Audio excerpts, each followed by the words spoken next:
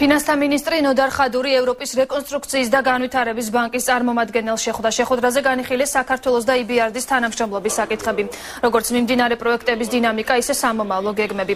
ევროპის რეკონსტრუქციის და განვითარების ბანკი საქართველოში აქტიურად თანამშრომლობს როგორც სახელმწიფო, ასევე კერძო სექტორთან. EBRD აფინანსებს ისეთ სექტორებს, როგორიცაა ენერგეტიკა, ინფრასტრუქტურა, წყალმომარაგება, კანალიზაციის სისტემების რეაბილიტაცია და მყარი ნარჩენების მართვა. მომავალ კვირას საქართველოს EBRD-ის გენერალური დირექტორის წეწევა.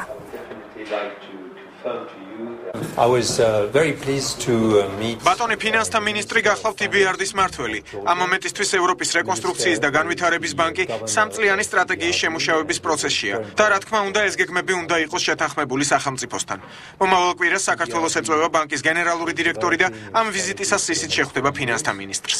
დღევანდელი შეხვედრა იყო გაცნობიტი ხასიათის, თუმცა იმის გათვალისწინებით, რომ ფინანსთა მინისტრი იმავდროულად EBRD-ის ქვეყნის მმართველია, ჩვენ ვიმსჯელეთ პროექტებზე, რომლის განხორციელებაც იგეგმება მომავალ წლებში და ასევე ვისაუბრეთ მოსამზადებელ შეხვედრაზე, რომელიც მომავალ კვირაში გაიმართება საქართველოს ეწვევა ევროპის რეკონსტრუქციისა და განვითარების ბანკის აღმასრულებელი დირექტორი. ამ მიმართულებით ჩვენ ძალიან სერიოზულად მუშაობთ, რათა აღნიშნულ შეხვედრებზე მომავალ კვირაში გადაიდგას კონკრეტული ნაბიჯები, რათა ყველა ის ინფრასტრუქტურული პროექტი, რომელიც მნიშვნელოვანია საქართველოსათვის, განხორციელდეს და რაც მთავარია, მაქსიმალური ეფექტი მიიღოს ქვეყანა.